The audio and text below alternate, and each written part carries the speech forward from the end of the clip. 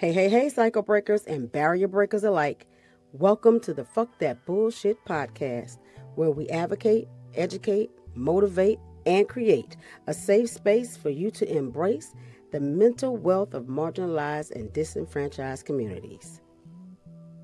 We are serving no bullshit knowledge, tools, strategies, and insights. And yes, we will be entertaining. Our goal each episode is for you to leave feeling empowered, ready to take action and make meaningful choices that pave the way to your abundant mental wealth. So enjoy, like, subscribe, share, and discuss. Make sure you save it too, just in case you want to look back at it and get some more tips and things. The PTBS podcast is for education, empowerment, and inspiration. It is not a substitute for therapy or professional mental health care.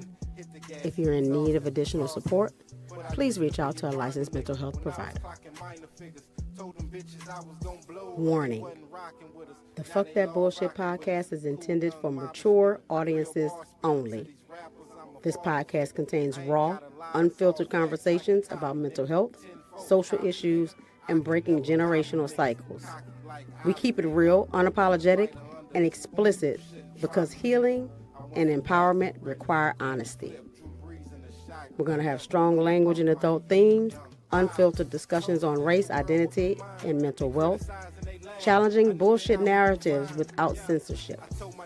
So if you're easily offended, this might not be for you, and it's definitely not for kids. But if you're ready for bold, barrier-breaking conversations that empower, educate, and entertain, tap in and let's fuck that bullshit together. Let's go.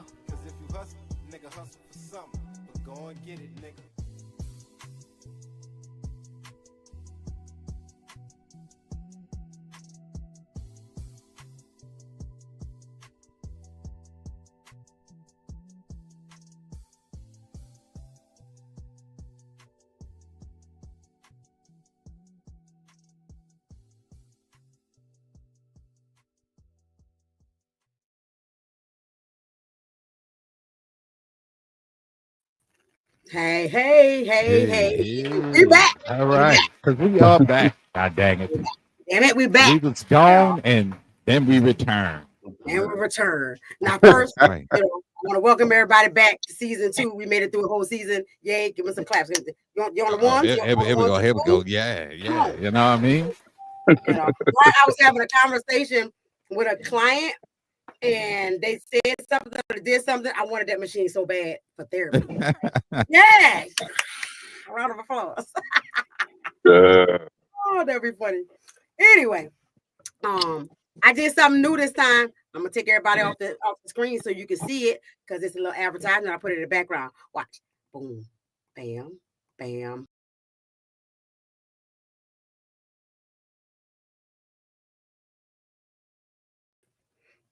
Everybody back and back. Yeah. That was nice. I like it. We can put people on there. Yeah. Spotlight our guests. Spotlight. We got a special guest today. Alfonso Holmes, my homie. We was doing our hours together and all that, and that grind, you know what I'm saying? And all that. And now we're licensed professional counselor supervisors, right? Yeah. We used to say, we said as friends, we was in the grind saying, I just want to put a sign in my yard. I just want to put a sign, Shawnnell Batiste, put it in the yard. We got our sign in the yard, y'all. We got our sign in the yard. Yeah. Today, as y'all saw, we're gonna talk about the centers because everybody else been talking about it. We kind of late because we was off season, you know what I'm saying? Right. We couldn't get in the mix and all that, but we had more time to marinate on it and get all the information and see what everybody's saying. And now we come with the good shit. Right. Exactly. So, Alfonso, how many times you seen the movie? How many times? I know most people have seen it multiple times. I've only seen it once. And the only reason why I've seen it once because, for me, I have to process it. You know what I mean? Kind of break it down a little bit more. I had to process it before I watched it again. And so many other things, like, the taking the time out to go like either see other movies or just kind of check out the reviews, like the online reviews, the YouTube reviews, or the breakdowns and things like that. There was some things I already knew versus things that I did not get the chance to really even think about. Or think about, So sometimes those things kind of help me to process more than I would even imagine processing when it comes to that movie. It was an amazing movie. Yeah. Brian, what about you? Indeed. I'm a 3-timer out here in these streets, of course, the first time it was great. The second time, I'm looking, I'm looking. And of course, after the first one, I did more reading. I tried to stay away from you staying away from it for a while. Yeah, I was staying away from reviews, people's opinions, everything else. Like I want to get my own vibe on it, So and the third time was I just want to see it again. Yeah, But yeah, I got a lot out of it. Right. Okay. Hey, Fred, we talked yesterday. No, I haven't seen the movie yet. Possibly get up this morning and go see it or whatever. Yeah. You know what I'm saying? But like, boo. Hey man, look, I'm a busy man. Still showed up for the podcast because he was going to talk about it anyway. Yeah. I mean, or you could have had that out there opinion, Yeah. Or you could have been like my niece. It was right before I saw it. She was like, "Oh, I'm watching Sinners." I said, "Well, I can't wait to go to the movies to see it." She said, "I'm watching it at home," so she, bootleg. Yeah, see, I didn't want to do that. Right. I had to stick in my head. I was like, well, all I gotta do is hook this up to the back of the TV. Right. But I won't give my man his money. Yeah, absolutely. And that worked. I think that worked. He beat a lot of other old stuff, knocking them off the charts and stuff like that, and grossing all the millions and millions, and like he did a good job. We did a good job. You know what I'm saying? Yeah. That we can come together, people. You know? We last can. time we came together like that was for Wakanda. Right. And that was another Coogler movie. Coogler can bring the black people together. Don't y'all be messing with that man. Don't be messing with him. So did y'all have favorite parts? Stacks. All Stacks parts. What they said? Okay. Like I'm gonna give me a Stacks favorite character. Easy. What was it about? Easy. He was complicated. But he was simple at the same time. You know what I mean? And he was a motivator because and yes, y'all, it's gonna be spoilers. Get it how you live. You ain't seen it by now. The part where he was in the car with Preacher Boy, he lied to him about the guitar. Right. But it was a motivator, and it was tight how opposites they were, because Smoke was trying to talk him out of that life and that little town he was talking about too. I looked up that town, and of course it was real. So I'm like, here we go. We had another beautiful spot, and there they go taking that shit too, But they don't want us around. But every time we get our own shit, they get mad. Anyway, though, that's a whole nother podcast. But it's okay. It's a recurring theme in every podcast. Yep. But his, even though, he was supporting him in what he wanted to do, it still wasn't coming from a negative place. It was still coming from positivity. You know what I'm saying? Yeah, I ain't gonna lie. I was tearing up when he died. Like, like Michael B. Jordan wasn't still in the movie or some shit. But yeah, it was weird. I was like, you play both of them characters like individuals, right. A great actor gonna do that. Like you playing across from yourself and you whole different people. Like that's like right. I saw it 3 times too. The first one was like, oh my god, oh my, and maybe my favorite scene was the singing "Somebody Take Me." Because it was just multifaceted and fantastic, right? It was, it took it to another place, and you can feel it. Like I don't know about you, I can feel it, right, in that scene, right, and stuff like that. The second time, because I was like you, Brian. I didn't want to get no media, nothing. I wanted to see it for myself from scratch. So I saw it, and I was like, wow, like this, we coming back immediately. I'm coming back for this because I know I done missed some stuff, right? Right. I go watch some of the stuff online, listen to some things. I was like, okay, all right, notes. I'm gonna go back and look for that. Now I'm gonna see what I get from this, right? So the second time, we said the first time it was like an introduction. The second time, I'm getting to know you. I'm getting to know you. I'm digging deeper or whatever. The third time, I completely appreciate you. Like, yeah. I see what you brought to my life now, you know, and stuff. And can't wait to stream it at home and watch it again and look for more stuff. And because I love a multifaceted movie. Right. Yeah. Right. And Coogler good at that though. Like he's good at making that. And another thing in there I thought was great because I had saw some reviews where the white people was saying here we go with another the white man as the bad guy. But then when I saw the movie, I'm like, nah, vampire dude was he was white, but he was Irish. He got shit taken away from him too. He was another victim of oppression, which further proves my point.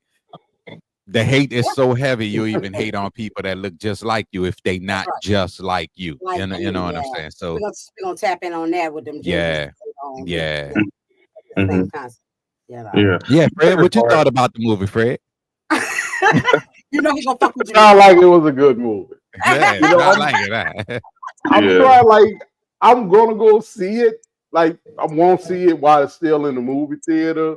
But I'm like purposely like not looking at nothing on YouTube, not looking at nothing on Facebook, none of that. Because now I've seen reviews and I saw the good stuff and I saw the bad stuff, which I expected, because for every 2 good comments, you're gonna get 5 bad comments from somebody who just don't understand it.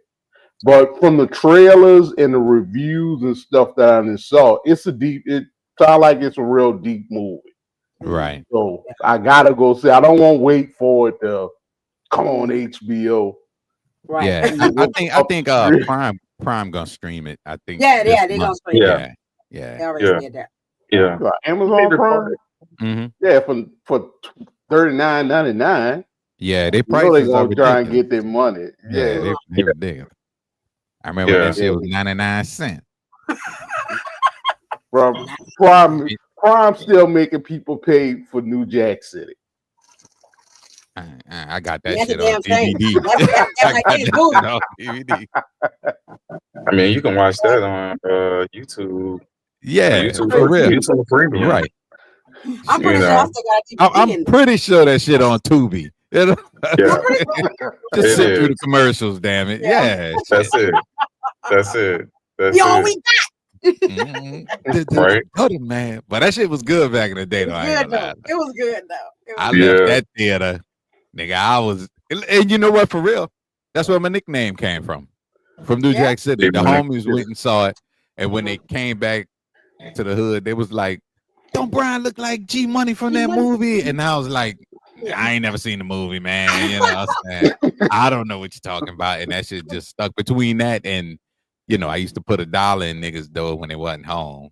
Because, I worked at a parking lot. That was like my calling card. But I was asking for my card back. Trust that shit. Damn, bro. You ain't never stopped by my house for $1. You was home. If I knocked on your door, you open that door. No dollar for you, Jack. You had to be gone. Exactly. See, if I knew that, I'd have treated you like a Jehovah's Witness. Like, don't answer the door. Y'all need that $1. Yes. I think my favorite part of the I had 2 favorite parts. And I think it's kind of centered on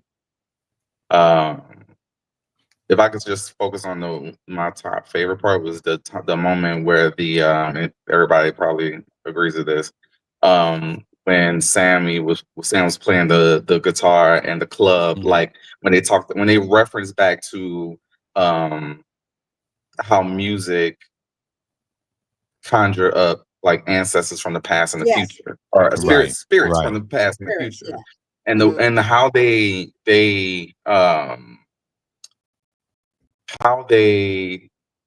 brought the creativity in that. Like, it was amazing to me. I was like, because I never even felt like actually seeing it was like a whole different like beast, right? It was just like from African ancestors, from the ancestors of the Asians that were there, and the future, like the musicians from the 70s and the 80s and the early 90s and 2000s. Yes, all of that. I was like, wow, it blew me away, man. It blew me away. That's why I felt that like deep in my spirit. Like, my mouth was just agape. Like, I just my first round, I just kept going, wow. Same. Wow. Look, I'm looking all over the screen like, yeah. I was like, this is like real. I was talking shit because you talking shit, Brian. What you were saying? Because I've been saying that. Shit. I said that shit a long time ago. I've been broke down, you know what I'm saying? The way our music has always been our music, and the way our, the culture of our music and the culture of our sound has seeped off into different cultures. You know what I mean? I've always said musically, almost all music is a derivative of Black people. Even that. Even stuff that's out now, even that shit. Yeah. Even that foolishness that's out now, it's still a derivative. It's its own beast. We're gonna talk about that shit too. When we was at Rochelle's wedding, me and Nancy was sitting together, right? And Rochelle's husband is Ethiopian, so they're playing, a lot of Ethiopian music, right? And I was just, even that like scene right there, usually I'm up dancing, and I was loving the collectiveness and the looking at the, the ancestral family type of deal, right? And watching that just enjoy themselves and stuff. I'm watching it from that aspect.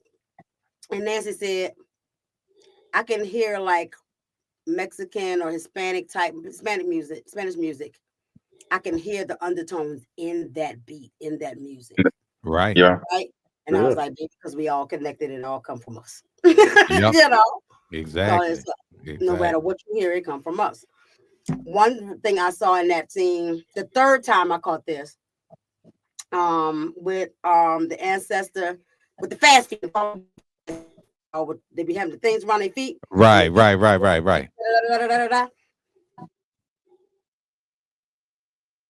Oh, you frozen. Yeah. It ain't me, bro. That ain't me. That internet. What's the name of y'all internet out there? Oh, she got Spectrum. Okay. Oh, that Spectrum is racist. Yeah. Damn. Spectrum is jacked up. It all run on one line. Everybody in your neighborhood connected to the same line. To the same line. Wow. Yeah, so when we doing podcasts at 7:00, if her neighbor's doing a podcast at 7:00, damn, that's a problem. It's like that's that true traffic. Yeah, that's that true value internet. Damn, is she ever? Oh, she gone. Well, I think what Shawnnell wanted to say was, the connectivity, and I don't know what the hell she was gonna say, man. I'll just shoot the shit. But for real though, it sounds like it's a good movie, man. I'm definitely gonna check it. It is. I mean, it represents well. You know what I mean. And it was refreshing to me because, and it's not a knock on anybody else's stuff, but I'm tired of nigga movies. Like, if you want to see a Black movie, you're kind of stuck with BMF, Power, right? Break off of Power in the past, Power in the future. I get tired of us because always being represented in the streets, in church, or in jail. Yeah, you know what I'm saying? And anything from Tyler Perry, I'm gonna be mad. I'm gonna be angry, but he needs a new idea. And I get it, it's working for him. And I like that he making his money. But he come up with a new idea. Do something a little, just one time, just do something a little different. You know what I mean? Yeah. And it's he just needs like better writers. Like, well, he needs writers. Period. He needs writers, right? He just needs writers in general, right? Yeah. What we talking about? What I missed? Well, we were talking about Spectrum Internet. You're to rag ass. You was like that for an hour. You know? This was a good stance. You know what I'm saying? Look back at it now. Look at it. Why want to check that out? All right. I think season 2 is gonna be. Season 2 is your turn now with the internet. I'm not manifesting that. We're gonna work on that. Like, gonna kick me out of my own show. What the hell? You kick yourself out of the show. That's why I got good co-host. You know what I'm saying? Dig it. If I disappear, y'all take care of it. What we talking about? Well, no, Mr. Holmes was just saying that Tyler Perry need writers. He needs to stop writing his own stuff. Yeah. I mean, and you know how we get off topic a little bit, but if you think about it, like perfect example, Prince. When Prince do a song, as soon as it come on, you know it's Prince. Right. And if he write a song for somebody else, as soon as it come on, you be like, Prince wrote that. Right, you know. So as a movie and TV show writer, if you're the only person writing, you're just gonna keep giving us your same personality, your same idealism over and over again.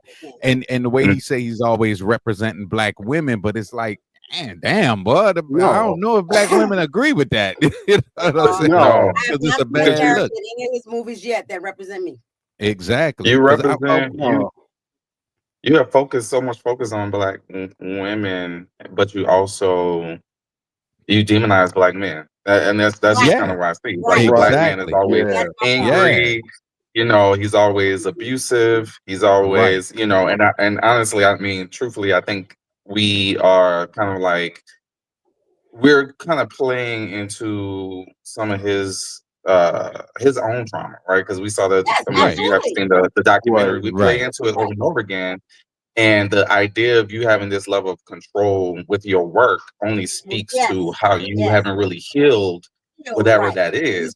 And so, like you said, Brian, one show I used to watch. Well, I typically watch is Ruthless. That's one show I know. And I noticed the difference when he has written a certain part of the scene, or when he decided to take a break and let other people to come in and help him out a little bit. You can see the difference. Yep. It drives me crazy because when I know he's written it, if you ever notice this, if you ever get a chance to watch anything by him, if you see a scene where two people are literally circle talking, they're literally repeating the same shit just a different way. Hold on. I know that's him. Yes, I said, Tyler walked in the damn room. I need him to leave. Because my wife watches Rootless. She watches Rootless, The Oval. What's the other one? Oh my God. That little ignorant girl, and she's not even ignorant in real life. Her character was just so bad. I hated her. It was because The Oval was a spinoff of the other one. The Netflix series, or no, it was one of his little soap opera. It was Tyler Perry. I know what you're talking about. The Have is off the Have and Have Not. The Have and Have Not. And I walked in the room, and it was the white lady that worked at the place, and Fall from Grace lady was the maid, and they were sitting out by the pool, and she said, "Do you have the diary?" And she was like, "The diary?" She said, "Yeah, the diary. Do you have it?" She said, "Yes, I have the diary." She said, "So you have the diary?" And she was like, "Yes, I have the diary." So do you have it? Yeah. And I'm standing there ironing. Yes. I'm like, Jesus Christ. She got the goddamn diary. Can we move on? Yes. And the oval was so disgusting. The little boy, the little nasty ass boy. That boy, I'm like, some of these scenes, it just wasn't. There was no reason to put that shit in there. You know what I'm saying? Like when the right. And I was like, this dude needs to be stopped, man. And he need therapy. Y'all need to call him up Yeah. Tell him, for free. Fuck that free shit. Charge the shit out his ass. And I'm like, nigga, let's help. You know what I'm saying? I give free stuff to people who can't afford it. Exactly. But no, Alfonso is right. I don't watch none of his little soap opera stuff, but I have watched almost every Tyler Perry movie that then came out. Yeah. And I think I told somebody, I said, if you watch a Tyler Perry movie, every successful black man is an asshole. Right. Right. I think, man, you was talking about that, Fred. The common dude, the regular dude, yeah. He the hero. He the hero. Right. One of the ones I watch the most, just because I like it, is Medea's Family Reunion. Yeah. Okay. Yeah. I just like the part with Cicely Tyson when they at their parents' cabin. Because the family came together. Because I love that part because I'm a family reunion type of guy. Right. Yeah, but I don't like how you use Cicely Tyson because she played the same character except in Fall from Grace. There she was a victim. I'm going to my own house. Everybody, Tyler Perry stereotypes people into certain roles, and that's the only roles they play. Right. Yeah. But the only ones they play. Only thing he did I thought was of better quality was House of Pain. House of Pain wasn't bad. Because he had writers then. And then as soon as he got rid of the Firehouse crowd, because I always thought like the Firehouse people were useless. You know what I mean? They were just like an add-on that we didn't need. So because he had writers then though, that show was real. It was quality. You know what I'm saying? It was kind of giving me old 70s black TV show vibes, Right. A lot of his but his stuff on his own. I ain't gonna lie, Tyler, that shit is trash, man. Tell you, it's trash. And he don't even represent the NO right either, with them lies. When that man said he had to walk across a busy street to get to school, I'm like, nigga, you did not. I know where you lived, and I know what school you went to. So he walked past a homeless man every day. I was like, no, you didn't. This ain't tell that shit to somebody ain't from New Orleans. It's cool when y'all tell stories. Exactly. When people know what you're talking about. Right. Yeah. Because every like you said, Alfonso was saying, he said he represent, but every woman in his movies are poor, right, single mothers, struggling with trauma on top of trauma on top of trauma. Right. And I'm like, they just give me it's a long scale because it's from one spectrum to the next. It's what you just described, right? They're real weak, and they can't do nothing for themselves. They can't fight back, and then you have the woman, and for lack of better terms, deemed a bitch, right? Because she's always the one who's like, oh my God, kind of tearing other people down and all these other things. If you think about how and to be honest, if it hadn't already been a play by someone else or written by someone else, I don't think he would have much success with that. And that was for Colored Girls. Exactly. You know what I mean? I don't think there would have been much success if it had not already been established. That in Jazz Man's Blues. Okay. My wife was like, Jazz Man's Blues was good. I said, but Tyler Perry didn't write that shit. I said, and that's why it was good. That was good. Yeah, I can feel that. And I'm looking at him while y'all talking. I'm thinking about the other notion that's in that makes me go ill is the Christian thing. The only way that everybody saved is going to church, sing a song, and so again, that's that savior complex. Not that this person is making a personal choice to do better, be better, act better, right, stuff like that. So and it's not a realization; it's a consequence. Right. Absolutely. And that brings me back to the point of like the Sinners movie is that I like the fact that they had the variety of that, right? You had the Christianity in it, and you also had the people who were doing hoodoo and just using the healing elements of where their like culture. Africanness of the culture. Right. They brought that into there and they normalized it. It wasn't like it was this scary Like thing. Exactly. Everybody was like, And that's it's because like, it's not, you know, it's not. Right. It's absolutely not. But I remember one time I don't remember. I was sick. I was a little kid, and we was by mommy and poppy house. Yeah. And Oh mommy, yeah. she made some stuff in a jar, and she was like, Mhm. just drink that and you'll feel better. I drank it, god damn it, I felt better. And all I know is it works. You understand? Mhm. So I wish you would have the got thing, the recipe from her, because I well, could have passed it I on. was in elementary school. Yeah, Yeah, I was for doing real. what I was told. I was, Yeah. you know, in my head, this was always gonna be the norm. You know what I Yes. mean? Right. But yeah, and they, you know, the way it touching on cultures, right? Without like Al saying, like without throwing it on the forefront. This is what it's No. about. It's It was about subtle. this, and it's not. Yeah. This is just our norm, and No. that's it. Yeah. Mhm. Exactly. And that's what it made me. I had two aspects when I thought about talking about the movie. One was I could see every last episode from last season in that movie. Mhm. Yeah. Right. And so I was like, these are like connected issues that are still existing, but it was represented in this form. But like every episode, because I was like, man, that's the Christianity episode. Wait. Yep. That's this episode. And I said that. So I was like, let me explore where the connections was and all that. Mhm. The other aspect I thought about from a mental health aspect was I tell people I started seeing myself as a Malcolm X and a Harriet Tubman of mental health, right? I want to free my people by any means necessary, right? Yeah. Right.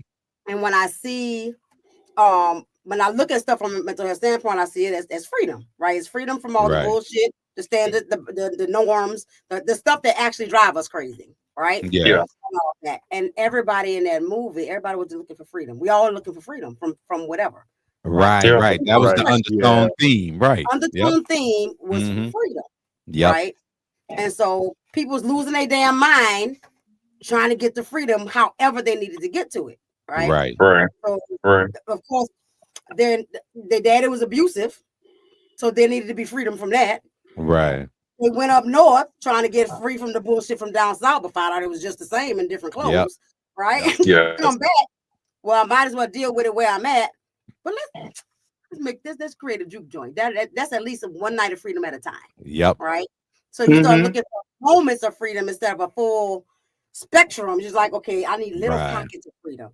You know, send a preacher boy playing that guitar. There was freedom in that moment whenever he was right. Yep. You know, even Slim, he was an addict. That's where he found some freedom at. But he was playing. Right. And all that. So like everybody in there, and I started looking for the specific people and what they was looking for freedom from. You know. Oh, okay. Yeah. You know. Right. But before we go there, I want to look at the episodes, right? And starting with the first one, of course, that was Black Power. The whole movie is Black Power. Right. Right. It's Black Power. And the symbolism. What symbolism did you see in that movie that represented Black Power? Well, yeah, okay. That was he was paying homage on that one. So that wasn't necessarily Black Power. On which one? You know what? And it wasn't so much of a thing, but it was the Stack and Smokes, their persona, that you know what I'm saying, their way. They didn't move like you're gonna tell us what to do, or you know what I'm saying, nobody's over us.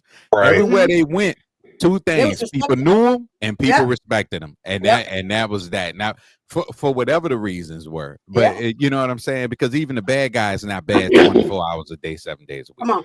So yeah. So all villains have a backstory. So something happened to them. Yeah, and I think the biggest piece I saw that freedom at was when they first met up with the white dude to buy the juke joint. Yes, it was like you're not gonna come at us any kind of way. You know what I mean? And I like how it was no drama with it. It was like, you know what time it is, bro. Right. You know what I'm saying? Exactly. I found a lot of power in that same scene you was talking about. Just the gathering of ancestry and the empowerment that was like all of the bloodline is here. And somewhere I saw, it might have been one of the actors or something. I saw this stuff, but they were mentioning that everybody that died had an ancestor there. Yes. And I was like, wait, there was somebody for Sammy, but there wasn't. There was the future for Sammy. He got the dude. Future. He got the yeah. Bro, I'm about to watch that. And I was like, I'm gonna have to pay that $30. Right. And when they stood the pin back when Renner at everything on fire, even Cornbread was at the door, and I could see his ancestor, dancing and all that. Right. And stuff, and I was like, "Oh my God! Everybody that died dead."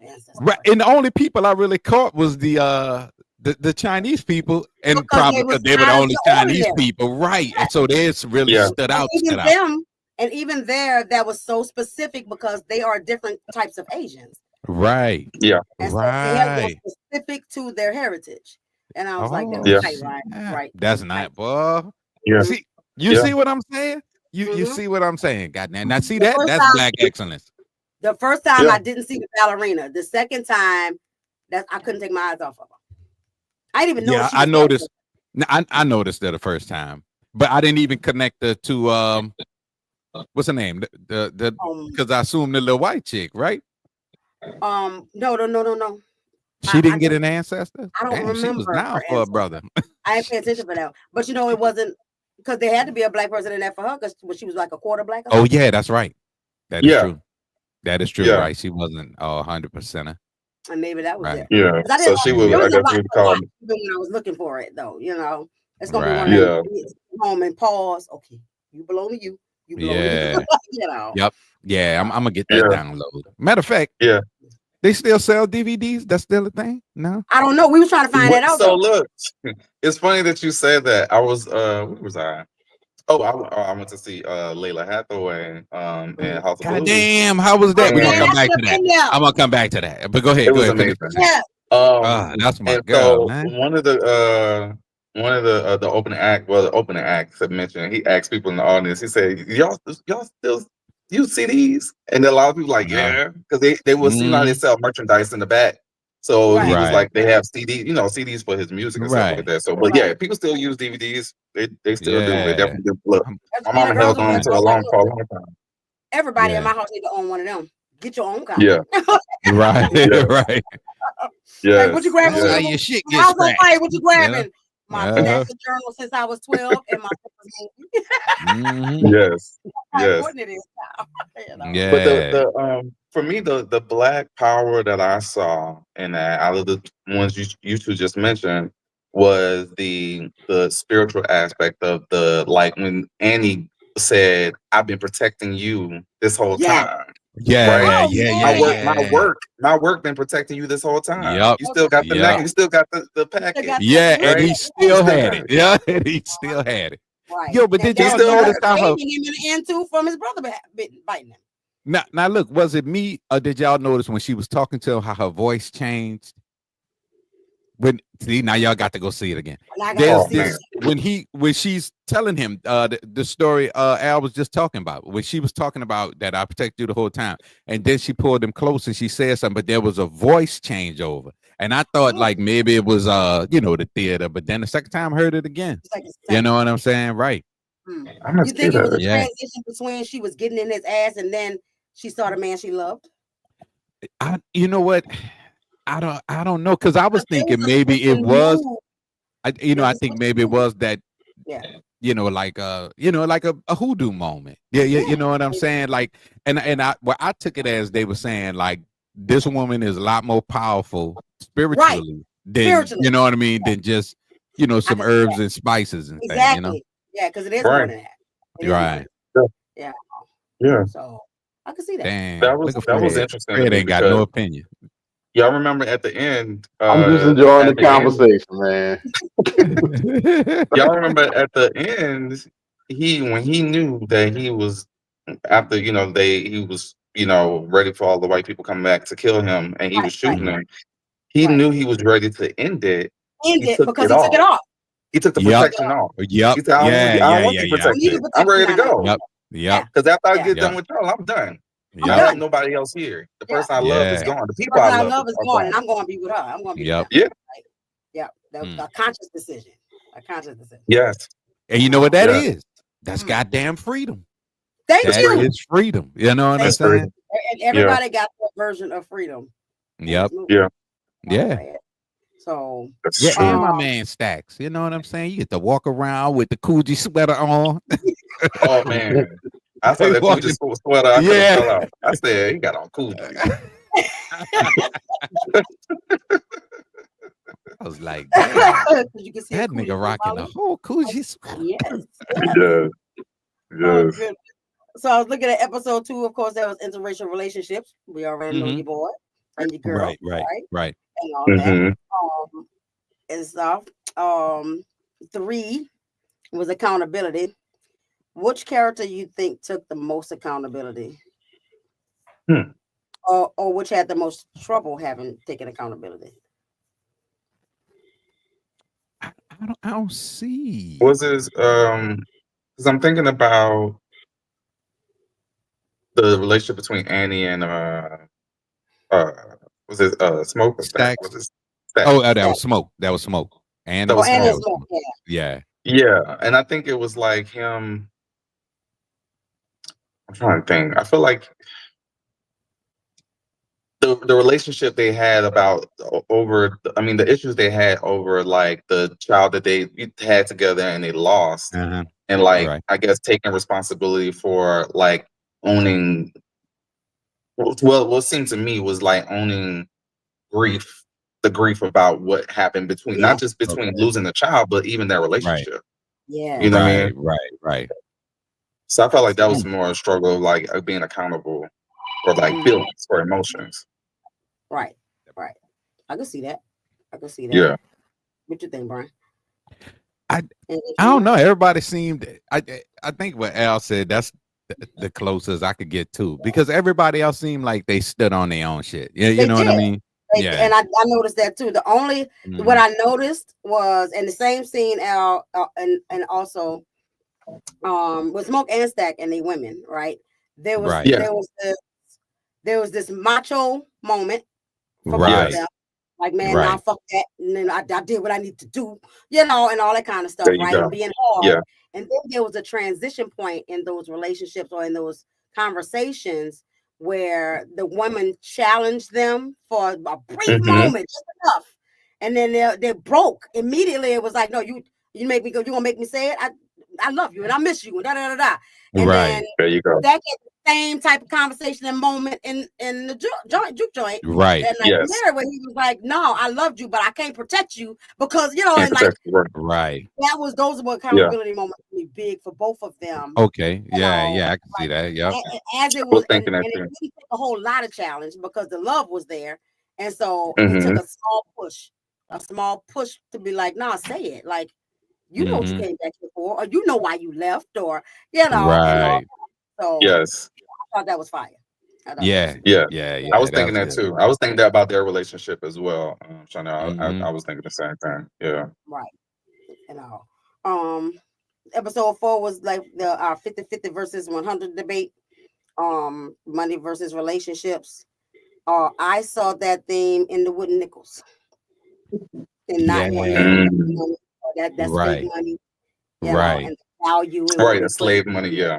Yeah, because in that arena, that was the value. Because when they went to the back to talk about it, it's like them people worked hard for them little wooden nickels. And if they can't spend them nowhere, then there's no value in them, right? Right. Or when Smoke tried to tell her, I'll trade you my money for this money, and she's like, I don't care about your blood money. That has no value here. Right. Yes. Yes. And that kind of reminded me of that episode because the premise of that too was everybody trying to worry about who putting money in the pot, but like, ain't it like us getting together in partnership and figuring out what's exactly. Stuff. What else we had? We had the power of hope. Hoping it like The whole thing was based on hope, wasn't it? Right. Yeah. I mean, it really was. It really was. I mean, and that's just Black culture, period. Like pretty much everything we do is based on hope. Like we hope it work out. You know what I mean? And that's only because we so little in control of so many things that totally fucking affect us. You know what I mean? So yeah, I think the whole basis was based on hope. On hope, yeah. And them having gotten some sort of power from where they got their shit from to bring that hope home. Right. You know, to be like galvanizers of hope. So that was fire. I noticed. Speaking of that, do you remember the what's the mixed woman's name? Mary. Yeah, Mary. So when Mary noticed, so by this time Mary already been colonized, changed into a vampire, right? When she already been got, she had, I think all of the vampires, right, were like pretty much had hope in turning and having people come over to their side. Right. Yeah. That was a big freedom moment, right? But Mary had a very special relationship with Annie. Yes. Right. And she was, even though she was already turned, she still you could see that she had emotion when he killed her. When he killed Annie. And because Annie didn't want to like kill me. I don't want that. Right. But she still had an emotional response to the fact that Annie was dying and she was not going to be like her. She was starting to tear up and ran out. So so I think there was hope for her. Like I want her to be able to feel this. I want her to be able to be a part of this, because keep in mind, Annie was protecting Mary too. That's right. Yeah, that's right. So they do like we family. And that's a good point, because I saw that cross the board, because Stacks, same thing, the exact same thing. Like he wanted it to be them four. Right. He was trying to keep their family to their side now. Right. Now I'm over here. He's over here. Yep. They were trying to keep their family together. Right. And I do like how, it seemed like, even people after they were turned, they weren't like animals out of their mind. They still kept some of their self. Right. You know what I mean? They still kept some of their self. The souls were trapped in there. They couldn't go beyond it. Right. They're still themselves. Right. So they still see the things, feel the things. I still want that. You still my brother. Right. Regardless, right? And I now over here with me, so I know I don't have to lose you.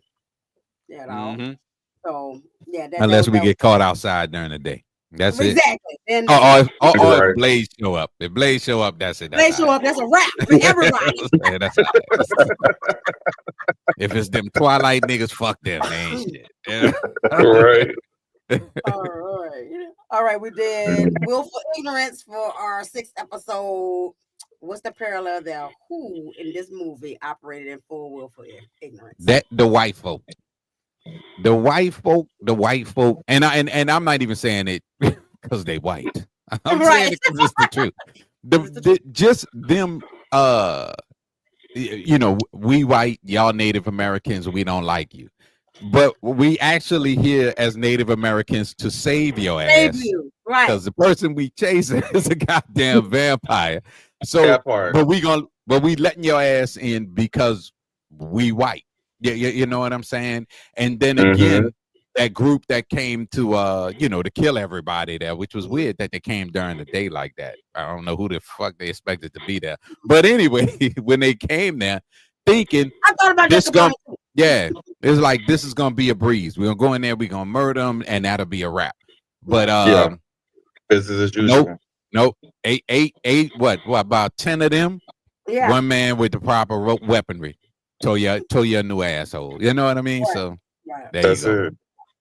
That's it. Reparation enough angered motivation. Yeah. Oh wait, there is one part though. There is one part that's on the black people. That was willful ignorance, and it really turned out bad. When my man was drunk on the floor, and they thought he had done got bit, and I think somebody we need to. Really, because I felt so bad. I'm like, damn. I said, damn, what's that shit on the floor? And I assumed it was blood too. Right. My man was outside like, nah, cuz. I'm all right. Let me the fuck in. Willful ignorance. Yeah. Yes. That part. I'm so glad you brought that up. I'm glad you brought that I don't up. want That my part man was not so to be deep. represented. Yep. Right. That part was so much Well, deeper than we can imagine. They wasn't sure, man. Muhammad Ali said it best. If it's 10,000 snakes out coming in the door, and 1,000 of them not gonna bite me, am I gonna trust that the 1,000 snakes gonna stop the other 999,000 snakes? Right. Or I'm just gonna close the door. I'm hip. I still felt bad for him. And keep in mind, it's a two-way street with that one because they were ignorant of the fact that he was not a vampire. He was also ignorant of the fact. He was also ignorant of the fact that all of that was going on. Right. That is true. Right. Yeah, because he didn't know it was going on. He was drunk. Yeah, he was passed out. Yes. He missed everything. He did not know that was going on. He didn't know. So that to me, that is a way of understanding that sometimes when people are not conscious, it's a dangerous place to be. When you're not conscious, it's not a place. You're not conscious. It's a dangerous place to travel.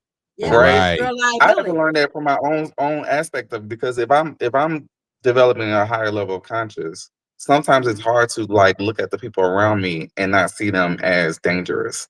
Yes. Yes. Oh, I feel that. It is. Yeah. Because they're not only dangerous to themselves, but they're dangerous to everybody else around them. Right.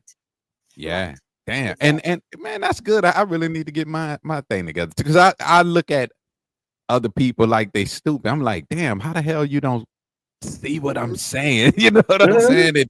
Yeah. That is good too. You have to want to. But yeah. And that's the idea of Willful. I'm even on purpose not to expand my mind and my intellect and my consciousness, right? And I rather feel safe in this cocoon of lies. Right.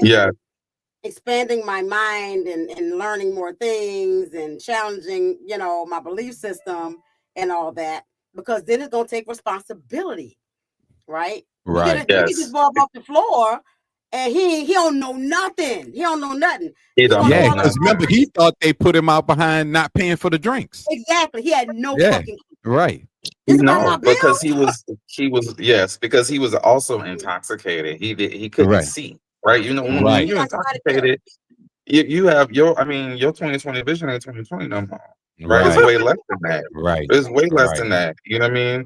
And you're right. The biggest piece to that is that, like you said, the willful ignorance is more damaging when we're not seeking truth. Right. We're comfortable with what we understand, but we don't want to seek the truth, because if I seek the truth, then what does that mean for me? What does it mean for me? What does it mean for my life? What does it mean for my family? What does it mean for my community and the people around me? You know? Right. Yeah. Makes sense. Amazing. Well, on the opposite end though, when Stack got bit, and he got up from behind that door and everybody's like, what the hell going on? Right? Because of the emotional connection that his brother had, his brother did not want to believe that he wasn't okay. Right. And they was actually having conversation back and forth, because yes, they were. Like, he couldn't see beyond. He's like, you lost a lot of blood. He's like, oh yeah, about that. Like he did not want to believe that he was gone. No. And Annie immediately was like, these niggas crazy. Let me go get this going. Right. Because it was so amazing, because and look, it's so it's sometimes, and I know you can kind of relate to this. It's difficult watching something like that when you're a person who has to like dissect things all the time. Yes. And so one of the things for me is that I saw them grieving each other on each side of those doors. Right. They were grieving each other. And it was hard for them, because keep in mind, they have a trauma bond. That's right. They went through a lot together. They're like, we went through all this together, and like, you telling me that I can't come on the other side? You don't trust me no more? Like, what is that about? Right. Ooh. Yeah, boy, that goddamn Coogler. I'm giving me a Coogler t-shirt. Yes, absolutely. I tease my girls. I was like, you know what? This is the frame of reference for everything now. Like on Sinners. Like in Sinners. Yeah. Like that. Did you see Sinners? Like, yeah. Every time getting the Sinners business now. You know what I'm saying? You saw Sinners? Okay, so like in this scene. This connects back to this. Right. You know? So yeah, lots of references. Lots of references. Let's see what else we got. Oh, we got the Black versus the Brown was episode 7. It wasn't exactly black and brown, of course. Right. However, there was some Mexican backlash, if you will, if you want to call it that. That Ryan didn't represent us in the movie. Oh my God! Wow. I could not. I didn't know that. First of all, yes, it was the thing. Representation. Damn. But it wasn't a thing. Body representation. She showed the representation of them existing during that period at that place in that time. There was a store that had tamales on the top of it, which was representing them. But you don't have to be the star of every show, man. Right. This was about Black folk experience. And where would they fit in? Where would you fit in? That would be a forced. That would be a forced thing. That would be like, yes, that's DEI. Yeah, you know what? That would be DEI. That's exactly what. Let's just throw some Hispanic people in here, just so we can. That part. It's not what the story about. Damn. That part. And the biggest issue for me with that was that they're not. Well, first off, they're not acknowledging if it were not for Black people, we paved the way for them to even come over here. Exactly. You're talking about like immigration during that time. There were like, I mean, we saw it growing up, especially in New Orleans. I mean, every corner store had like an Asian corner store, or Arabic corner store. I remember, I literally remember me and two friends of mine in our neighborhood. We went to the corner store. I remember purchasing a Star Crunch. I know y'all probably remember that. Yeah. And it was like 25 cents, right? And so I stepped outside, and my friend's older sister was like, she said she had to go back in there, and she was like, "Hold this." She said, "Don't come back in there." Right? And me, I'm like, "Why not?" So in the moment, I'm like, "Why can I come back in there?" I said, and I walked in, hard head, and so. The man apparently thought that I stole the Star Crunch that I just paid for. Wow. Oh, wow. Literally. Same man, he checked me out and everything. And she had to pay for it, give him another quarter for it again. Wow. Dang, and I was about to get in props too, because when they first migrated to America, they opened up a lot of them stores, and they were the only stores that would sell to Black people. Right. But over they time, also learned how to capitalize. Of course, they would sell to Black people. I mean, how many of them you saw in the white neighborhoods? Yeah, exactly. None really, even to this day. But notice in the movie, it's set up that way. In the movies, though, there was the Black side and the white side, and they had a store on each side. Yeah. Because he said, "Go get your mom," and that girl walked right on over there, and the whole thing changed over to all the white folks and all that. Right. Handed back, and on this side was all Black folk. So and the premise that they, and I've heard even Asians that immigrated over and all that have said this out loud, that when we get here, we get all the opportunities. Like we can get a home, we get all the things, whatever. Yeah. And we also understand the power of the Black dollar, so we set up shop there, right? Yep. And in some cases, Brian, it probably was in some cases, here's where the money at, right? Yeah. In other cases, it's an opportunity because they won't sell to them. Right. Oh no, I can guarantee it was an opportunity, because if nobody else is selling to us, then we 100% guaranteed this income. Yeah. Right. Yeah. Yeah. Facts on facts. So and a lot of people talked about that dynamic within the movie as well, because they will sell to us, but they will not always back us, right? And we know that. And I found that out even in New Orleans, Manchus. They don't do nothing for the community. And I mean, donation, donate to this cause. They will not do, and I have not eaten there ever since I found out that. I've never eaten there. I went to Jeans on Franklin in St. Cloud. Tell you, boy, that hot sausage sandwich Oh on my bun God. just I miss the hot sauce sandwich on jeans. ooh, them and we never closed. Oh, that we never Man. closed after the club. That's Oh, closed. shit. And you know, we never closed. It's really a trucker restaurant. Right. It wasn't even. Never closed. Yep. But everybody locally went over there. Y'all gonna be open. It's gonna be and Anita's, you know, that's where you take Anita's is another one. If you got a nice looking girl from uptown or Gentilly, took it to Anita's. Take it to Anita's. Yeah. You don't take them to We Never Closed. I know the kind of people I took to We Never Closed. No offense, ladies. Don't do that. Yes, y'all was enjoying them grits and cheese. Sex workers will work, but we respect you. But don't take a date over there, fellas. Don't do it. Exactly. Yeah.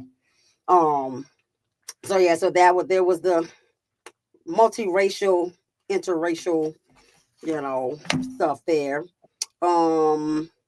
I didn't see much parallel. Well, kind of, sort of, the preschool to prison pipeline, because you know you got to take the preschool and prison part out and all that. But the fact that at every hand, the fact that they sold them the slaughterhouse, all right, right, the premise that it was a mill, all right, only with the intent to come back and get them, right, right. So I see that as same concept of them feeding us all this stuff that we think is going to be helpful for us, or we think we're getting ahead or whatever, only with the plan to destroy or snatch you back up and put you in jail or whatever the case may be. Right. It's a setup for the profit of them, you know. Because in essence, that was going to be a profit on it. They just sold something to these folks that they planned on killing, so they got the money and these niggas did. So win-win, right? Exactly. They was out here like Rent-A-Center. You know what I'm saying? I'm gonna sell you something, make money off it, get rid of your ass, and then resell the same shit all over. Yeah, absolutely. You know, and people in money do it all the time to us, where they sell us things in order to resell it over and over, like the same product at marked up 300% over and over again. Yeah. Yep. It ain't number pimping. Number pimping. Nothing but episode pimping. 9. This is our favorite episode. The colonizers Christianity. Yeah. Well, you know that was everywhere. Where you want to start? You know. Yeah. When Preacher Boy was praying and getting symbolically baptized. Yes. And what's his name? Malik, right? Remick. And Remick. And when he just started praying with him, and when he made the point, the people who stole my land forced the same prayer on us. He said, I hated every word, but he always gave me comfort, which means he saw the BS. You know what I mean? Yeah. Whereas with Preacher Boy, and you know, his dad was a minister. He had it fed into him on a regular. It was his life, actually. Yeah. You know what I mean? It was his life. It was his home. It was what it is. You know. Right. And I mean, right in the most that bring him comfort and joy and his gift, he was told not to do it because it was the devil music. Yep. Right. So now again, I got to suffer for God again. Yep. Exactly. Yeah. Absolutely. And I think what was it? What's his name? Was it Delta Slim? Okay. Yeah. He was talking about it too, about church. He was like, you know, that I think he said that. How did he say it? It never going to church or that religion never really saved our people or something like that. I think he said something along those lines. Right. Do you remember? Right. Yeah. Yep. Exactly what he said, but I know what you're talking about. Yeah. Yep. Yeah. Yeah. So yeah. And then the moment we'd already knew what it was immediately. When Mary went outside and he played that church tactic. You in so much, in so much pain. Yep. And I can help you. I can help you not feel that pain. And her ancestor spoke to her because she's like, whoa. That's not what I need. That's not what I need. Right. Because pain is appropriate for this moment. Pain is appropriate right now because I lost my mama, right? Yep. I don't need to take away the pain. That's not what I'm looking for, right?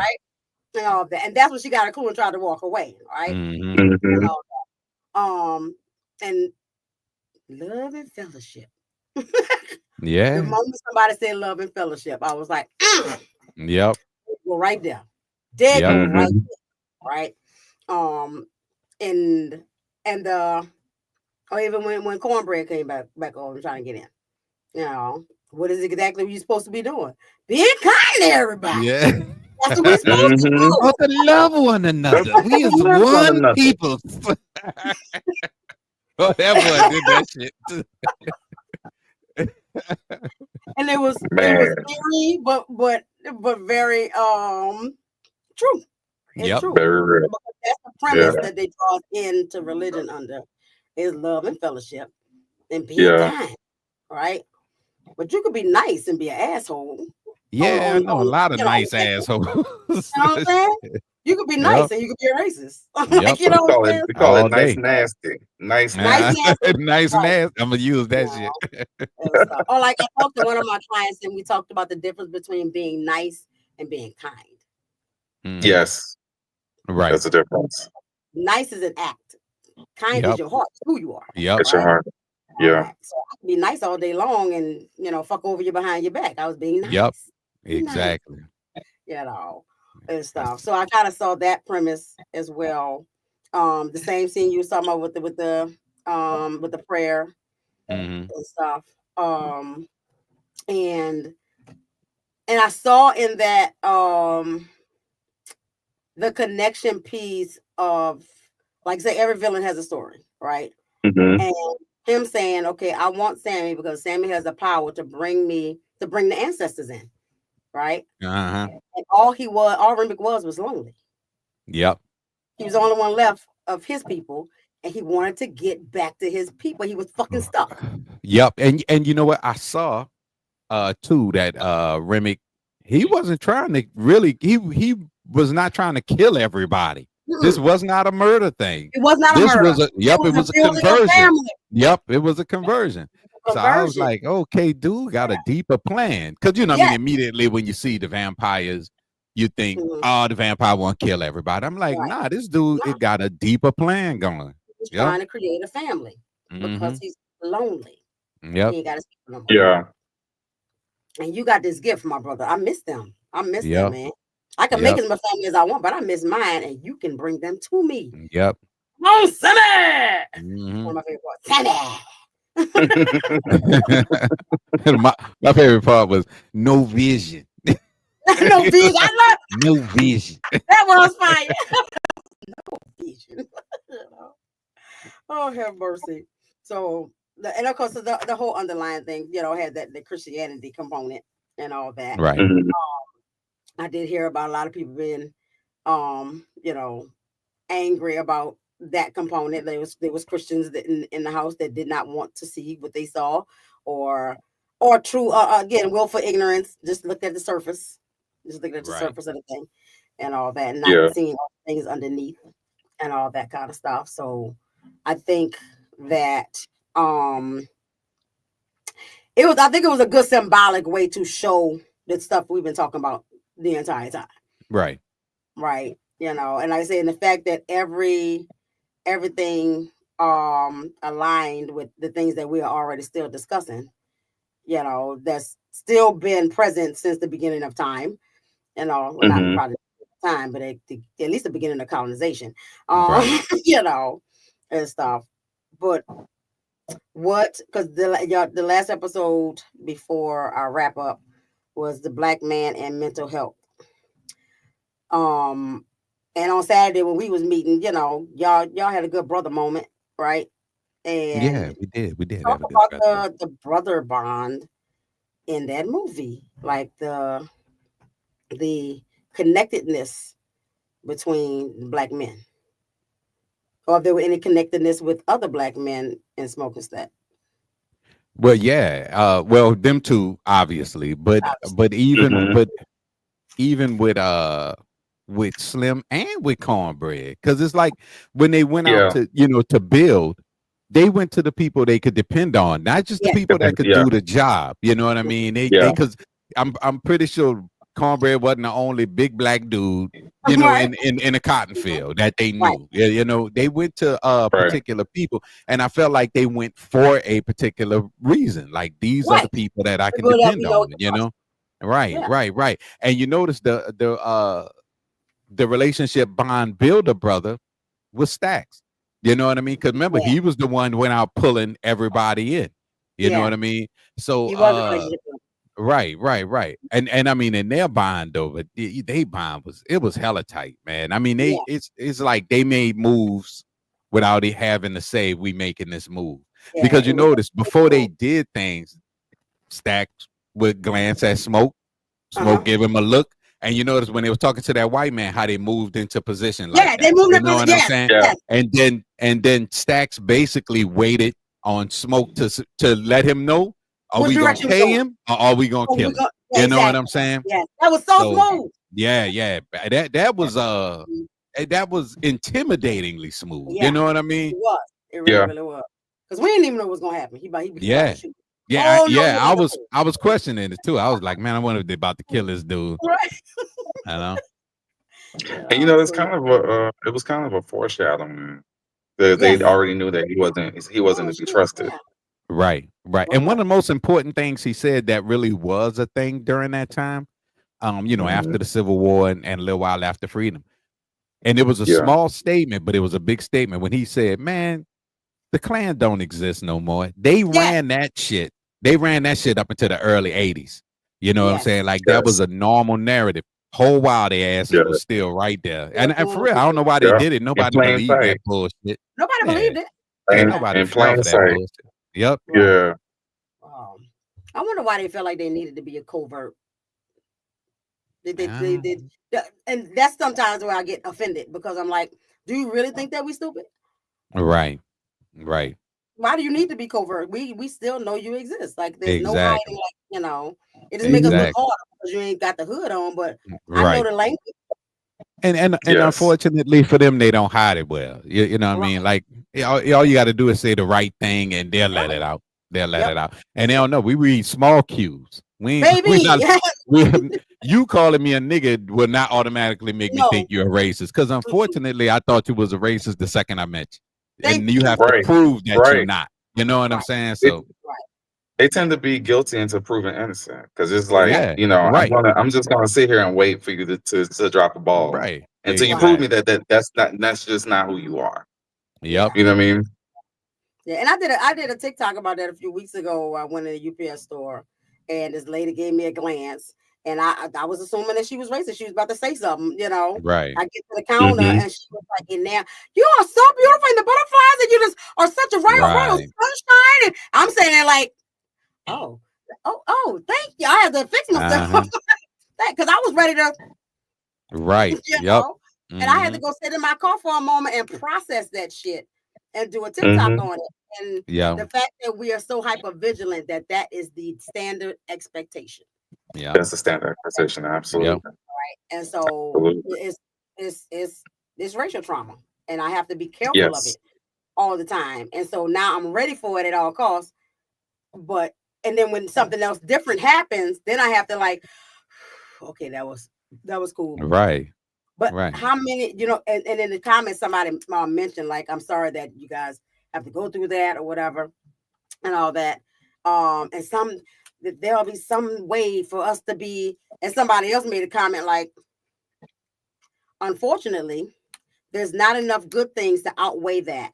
Like, if I had enough good encounters to change that mindset, because that's what it would take. I would take so many good encounters, right?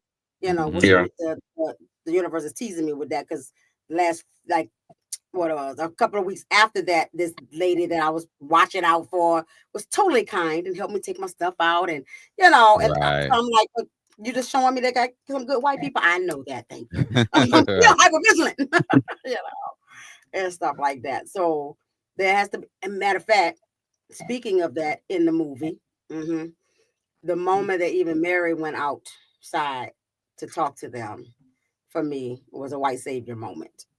Yeah. But it was still not intentionally, of course, but it was wrapped in, let me go do this for y'all. She thought she was being helpful. Yeah. Everybody ate up. Yeah, she was the first one in there eating. Yeah. But I mean, it kind of goes back to it kind of goes back to be careful who you let in your house. You know what I'm saying? Yeah. And that's the whole thing, right? Yep. Yeah. Now going I back felt to the like she brotherhood. had. Go ahead. I felt like she had a level of privilege, like you know what I mean. Like Yeah. I know She was at I the know these cookout. people. Like they're my Uh-huh. people too. So let me go Uh-huh. ahead and see what I could do Yep. for y'all. Yep. Yeah. Right. Right? Right. Because Yeah. it was her idea to go out. Let me go Yeah. talk to him. You know what I mean? You know, let me Mm-hmm. let me put my Caucasian on him. Yeah, chill out. You know Yes. what I'm saying? Right. Yes. And the underlying premise of her going out there was feeding his need for money, right? Mm-hmm. And Mm-hmm. the valuable money, right? Right. And so she went to appease him for that to get the money. Right. Get the money right. Got him in trouble. You know, that's how they do. There was another brotherhood aspect I noticed early in the day when they was getting stuff together. In that car with Slim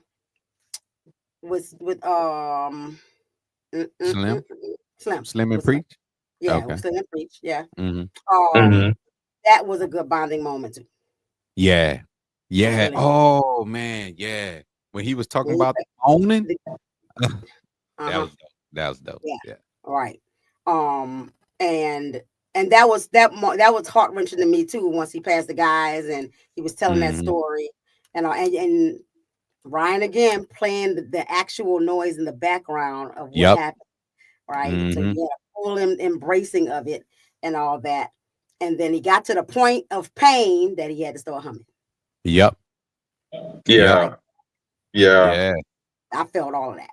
Yep. I felt all of that. And that's so heavy that my daughter, my youngest, had a what I could now call systemically pissed moment where there was some trigger of fear, and then and when she started processing that shit out, there was this because nobody cares about black men, and I was like, okay, talk about it. You know, and she's 19, right? Thank you, Mom. 19 was whitewashed, right? Yep. And now there's this real live in experiencing of, I know we disenfranchised as black women. They really hate us, but like they hate on our men, and then they be trying to steal them, and then they trying to like there was this whole big moment, and I'm like, my baby, aware, you know, but being conscious and aware, like we talked about, hurts. Yeah, it's painful. Right. It's painful to look at the truth, and then have to go out there and still be okay. Yeah. Yes. You know? And still survive in the midst of it, even though we're conscious of the systems as they are. We still, to a point, have to participate in. This money should not be valuable, but I still got to get the money to pay the bill. Right. Like, you know what I'm saying? Like, I don't value in that money, but it's still what makes the thing that we work in work. Yep. Right. And stuff like that. So trying to find that balance between those two things is difficult. It's heavy. Right. Yeah. That's where the music came in. The music helped you escape it while creating, using that creative part of ourselves, which is healing. 100%. 100%. And they ain't not one time I cut my music on and I don't feel better. Mm-hmm. Not one time. You know. So the other manly brotherly moment was Preacher Boy being taught about the ice cream. You remember that part? No. Tell me. Preacher Boy asked about pleasing a woman. Oh, yeah. The description he gave about the ice cream is like, that was a perfect description. Yep. And he sure put it to and good he use. used it. Yes, I want to try something. He started saying. Yeah. And you know what's crazy? Because that's the thing is well, it's crazy because I'm watching. I don't know if y'all watched. I've been watching. What's it on Netflix? Forever. No. It's a really good. Really, y'all gotta watch it. It's called Forever. Okay. It's about these two black teenagers in California, but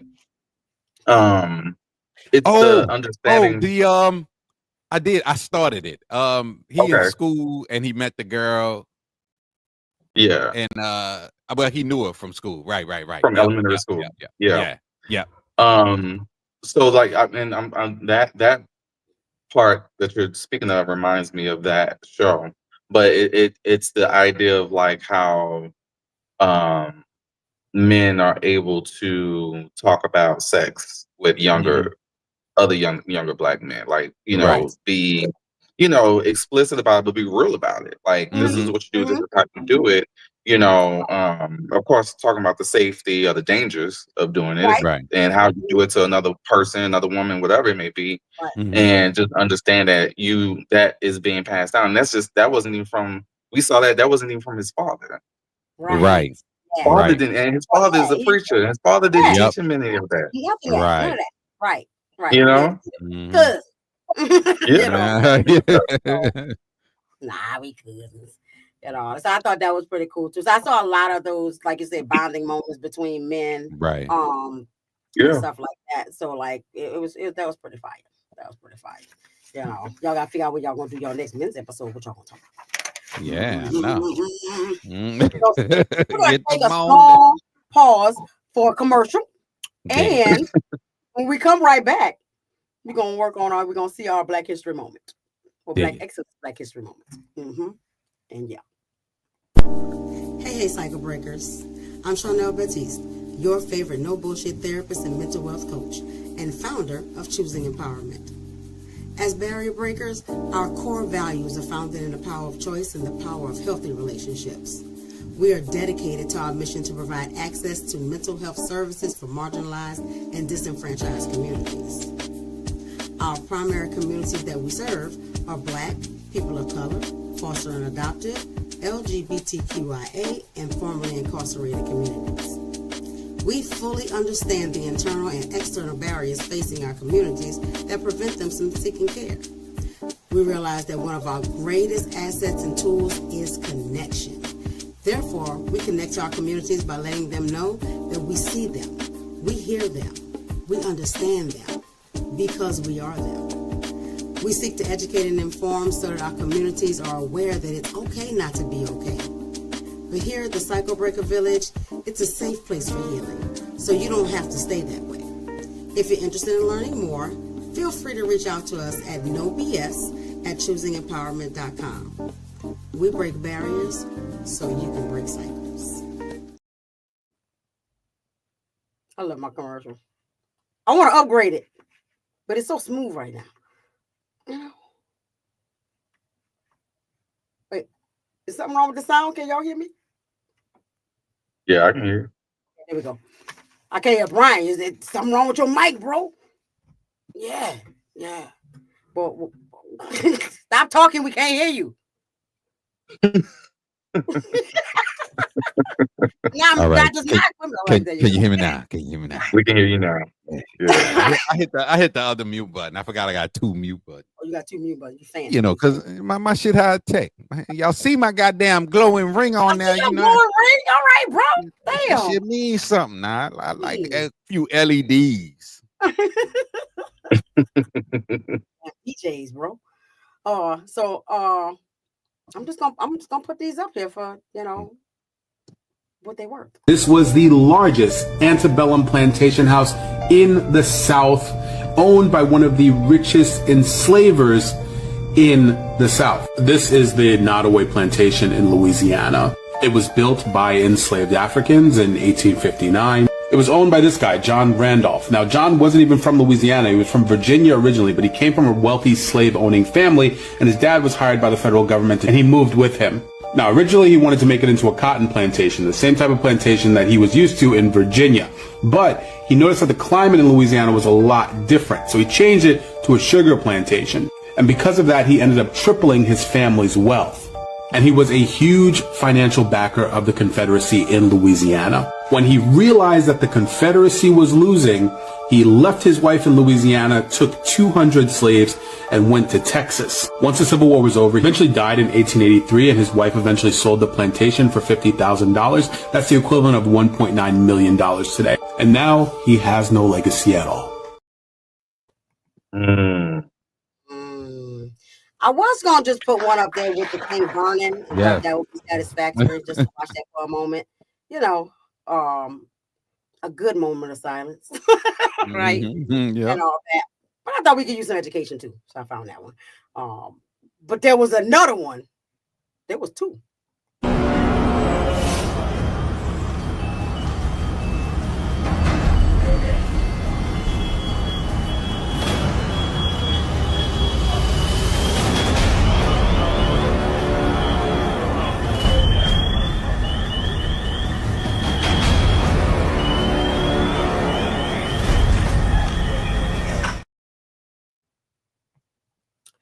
I ain't get much history on that one, but they look lovely burning. Yeah, it did. It did. It did. Yeah, and it needed to. It needed to. It needed to. And I mean, it's the simple truth is the same way you had your racist whites feel about black our black edifices when we was trying to create our own small Wakandas in the United States. So they decided, yo, your shit need to burn, blow up, and I mean, and kill a bunch of people too.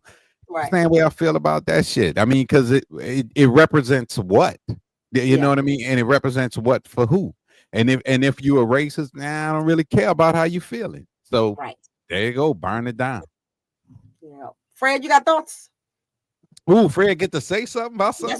Yes, well, this is the less Fred has ever said on the podcast. And his internet worked the whole time. I know, right? I think his volume is up. Yeah, your volume. Yeah, you might have two buttons too. Maybe. Nope. Now you definitely muted.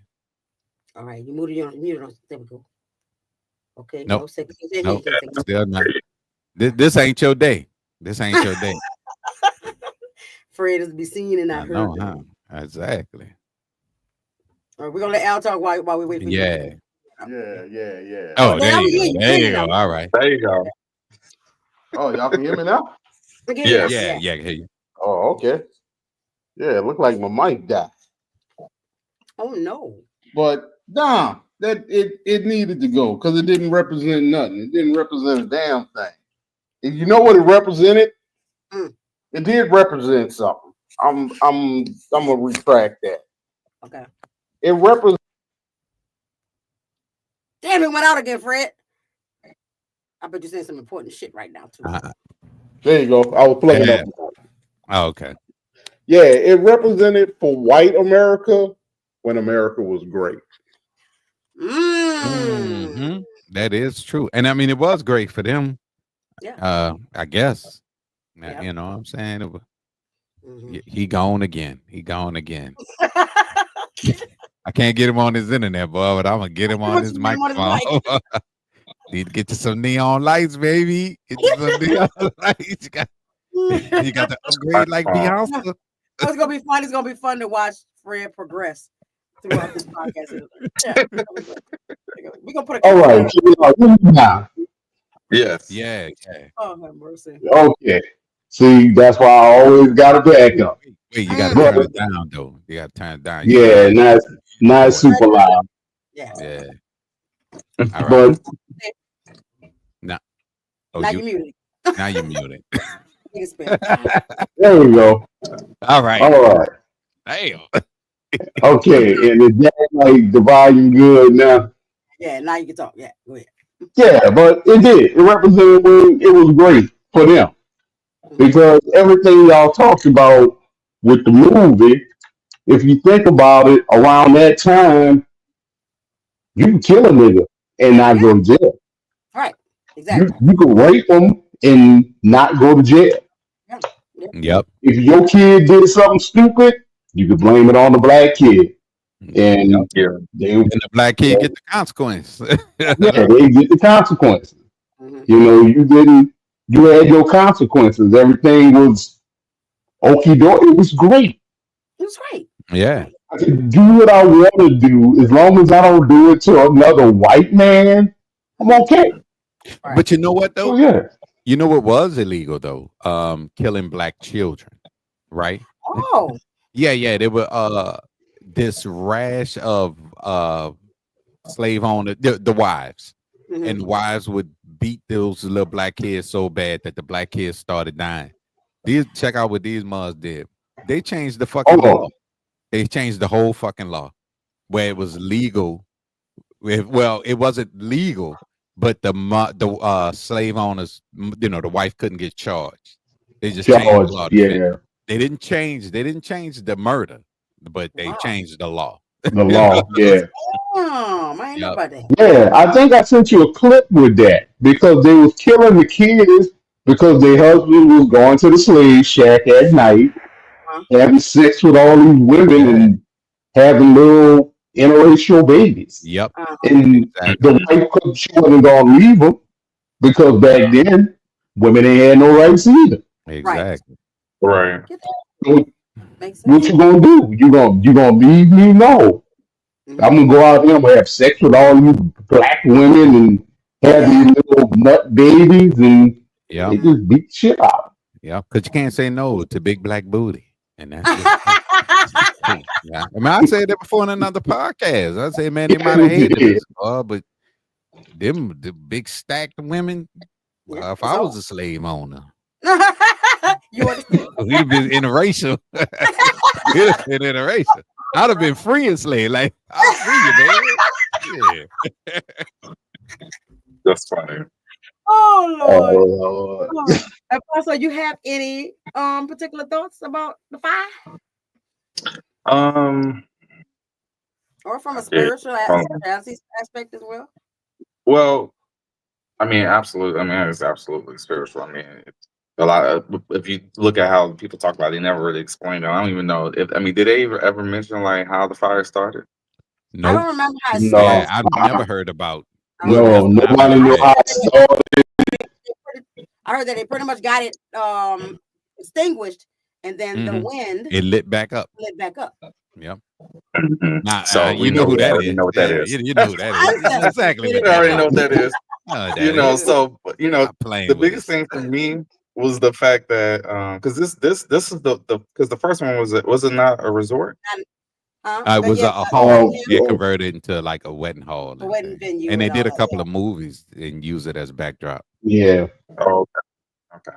So pretty much, I mean, I just felt like they were still making money off of the backs of the people who built it. Right. Yeah. Yep. Because the movies were slave related, and that right. So you still running the same because because it reminded me of a scene from Lovecraft with Jonathan Majors.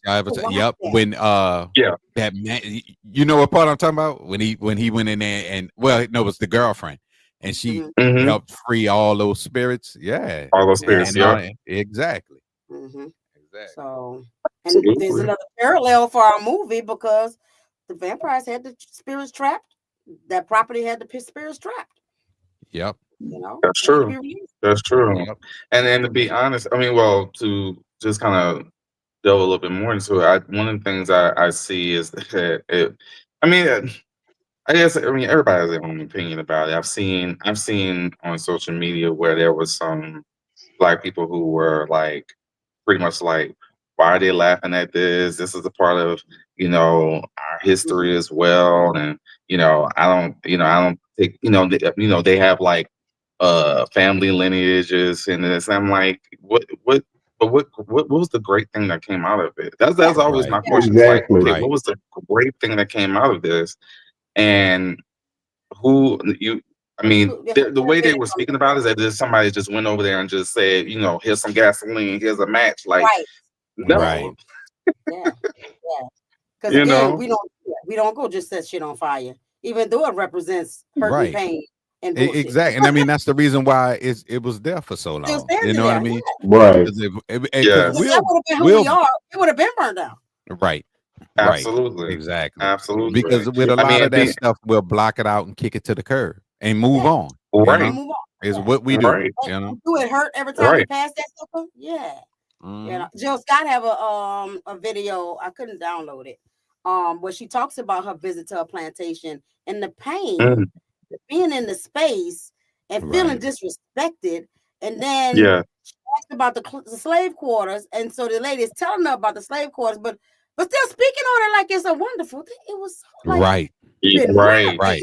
Right. Remember yesterday when I was telling y'all, I remember like it was yesterday. Orleans Parish School Board taking us on a field trip to a freaking plantation, and that white lady was talking about the slave quarters like it was no big deal. Yeah, like it was. This is where the slaves were housed, and Yep. no, this is where the slaves was at after they got their ass kicked all day long. Okay, and as a young kid, I didn't understand it till I saw Roots, and my grandfather explained the whole concept of Roots because they made me watch it. We had to watch it every year, like clockwork. Shirley Percy would not let. That was like we was watching that Roots, but where we had to watch they that. Disconnected. They disconnected from that shit. Maybe remember we was talking about revamping kids, and we talked about once a year we should do the Hunger Games with them. Maybe that's part of the Hunger Games week is they got to watch Roots too. Yeah, yeah. I mean, because especially my older kids, I raised them on Spike Lee joints. You know what I'm saying? And of course, their favorite one was Crooklyn because it was about a family.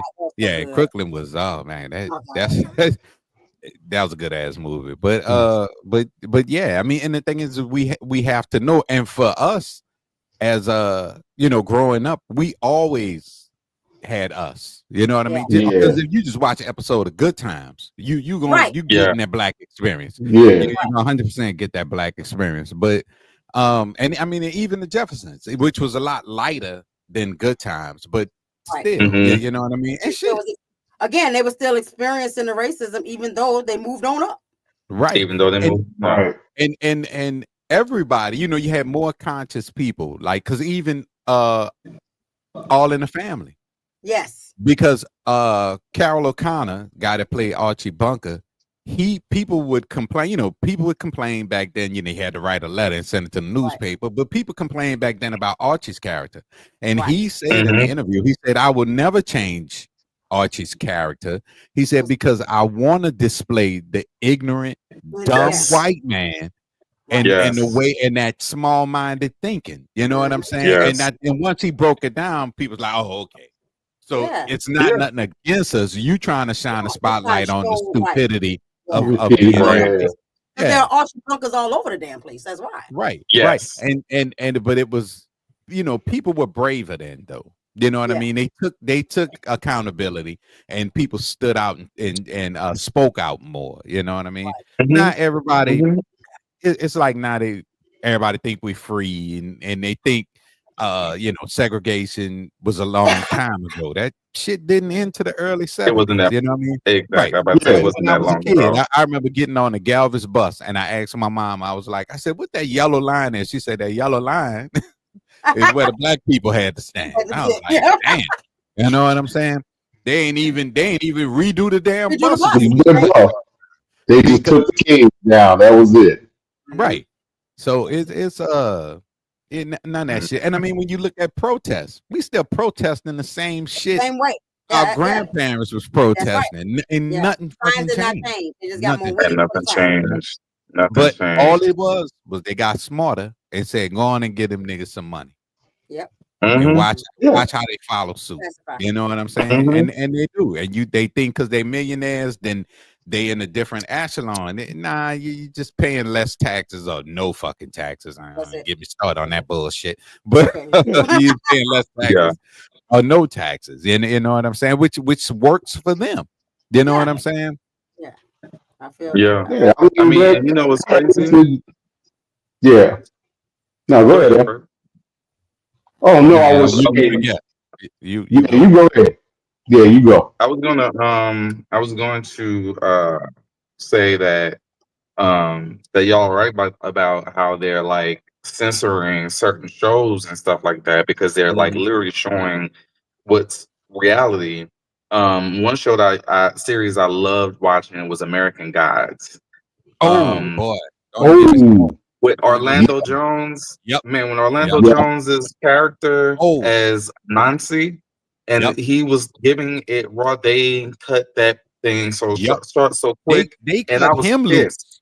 Yep, because he wanted to keep evolving the character, and they wouldn't let him. And they wanted to, wash him down. They wanted him to just do God shit. No, no.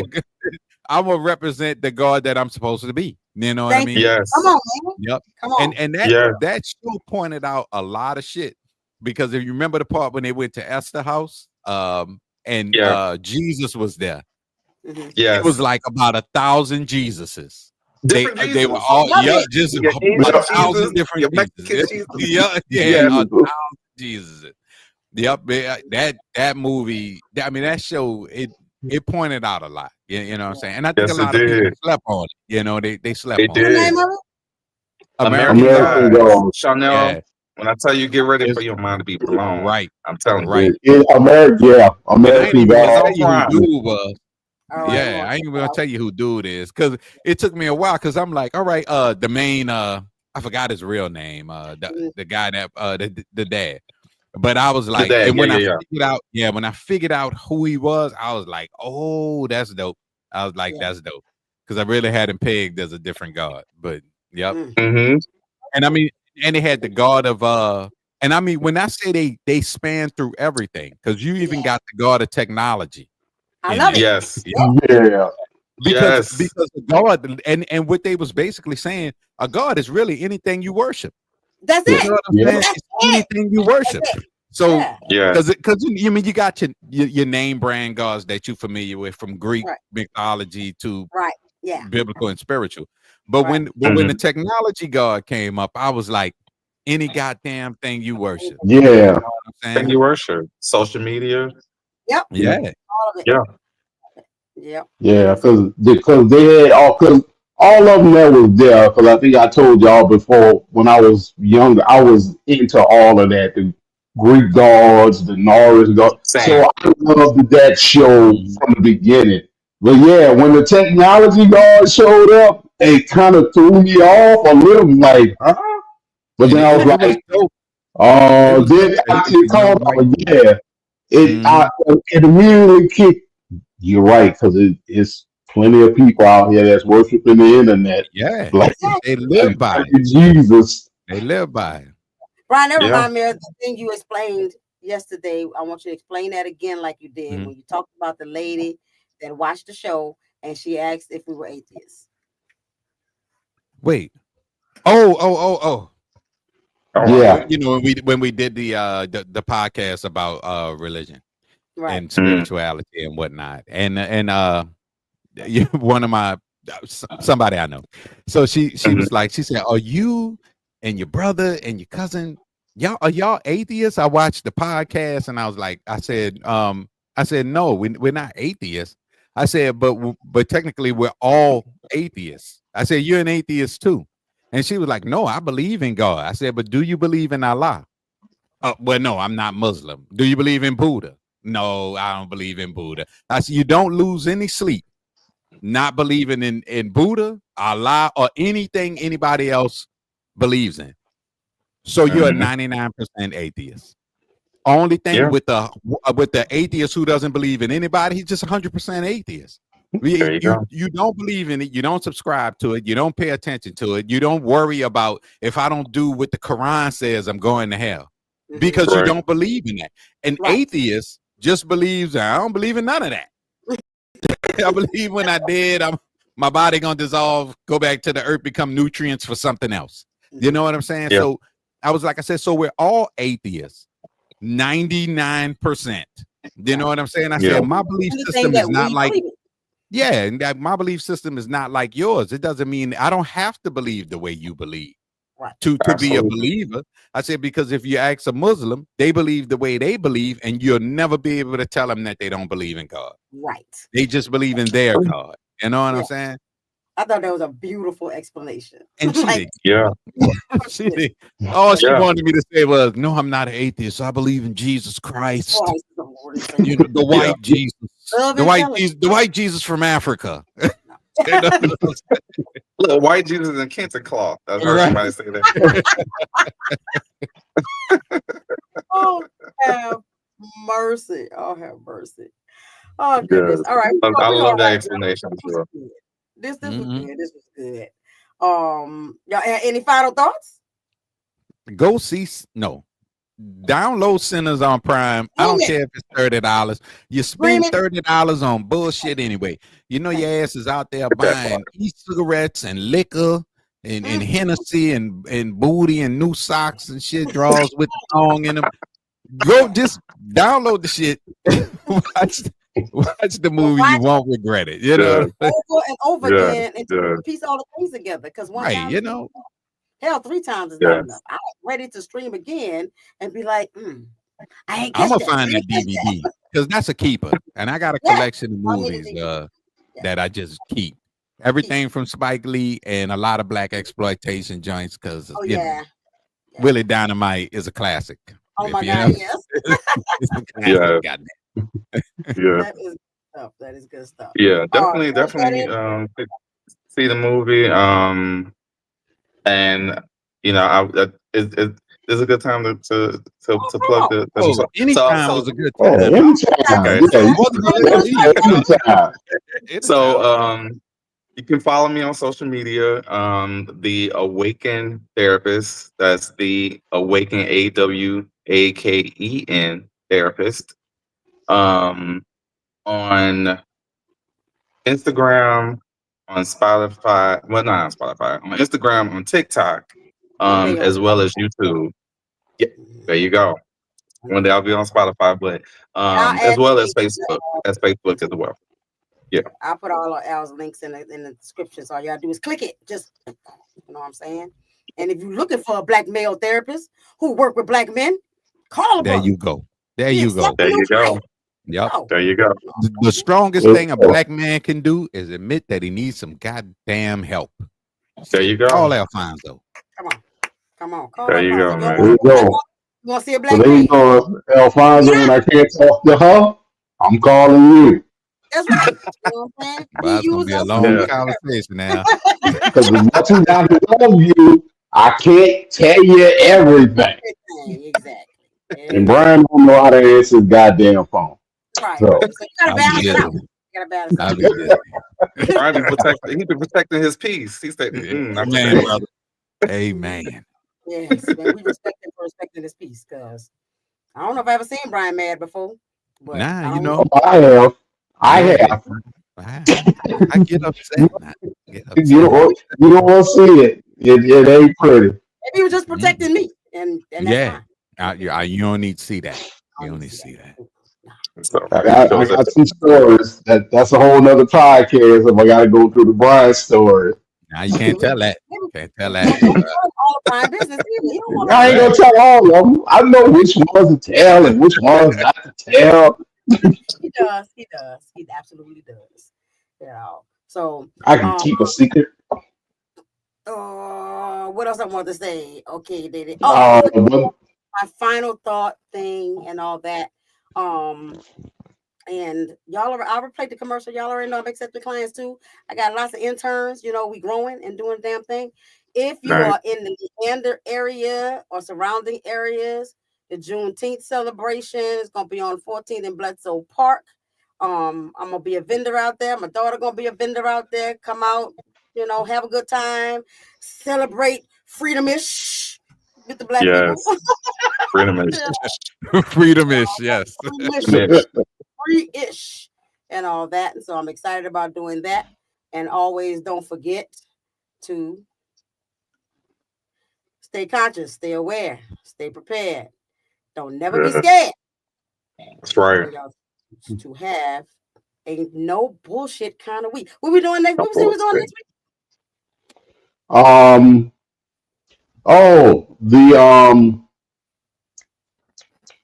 The thing about the mental health as that's why we ain't let you talk the whole podcast. Yeah. I was trying to take a girl name, but I can't think of her name. I sent you one of her videos. I think you follow her too. Yeah, so we're gonna kind of dissect the difference between, you know, admitting that you have a disorder and the borderline between using it as an excuse not to do anything different. Yes. Yeah. Right there. And all that. So y'all join us, share, like, follow, all the good stuff. That's the stuff you're supposed to be saying, Fred. I know, right? That's job. You know, it's all right. We love Fred. You know, I know. You can follow us on Spotify too. Yeah. There you go. And you can. There you go. And please follow people. We need to get these numbers up. We need to figure out how many. Like, put a goal on it. You know what I'm saying? Yeah. We're gonna put a goal on it. Yeah, 500. I need 500 people. I just shoot for the top. I need 500 people to subscribe today. Yes. If you subscribe today, you can possibly win $100 million when you buy a lotto ticket. It's not a guarantee, but you could possibly win. But only if you subscribe today. God, I love the honesty. That's real. What he telling you? Lock the doors, bro. I can lock the doors till we get to 500 subscribers. Well, that's all for the night. Y'all have a good night. Appreciate y'all. Mwah. Yeah. Later. Peace out.